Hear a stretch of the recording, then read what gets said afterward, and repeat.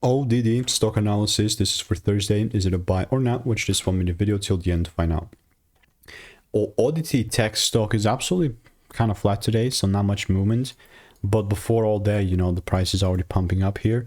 I'm the only guy in the space with 41,000 videos made. It's taken me 5 years, but at least I've seen what's working for me and what's not, and it's all track recorded on my YouTube channel. Immediately, what I'm going to say is just with the current data that I have in the price action, I am simply, and immediately I'm just going to mark out the top.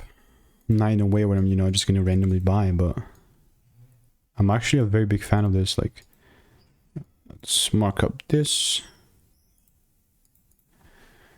And if the price does not pull down and if it does not give me any sort of confirmation, then I'm not going to be buying. It's like really simple.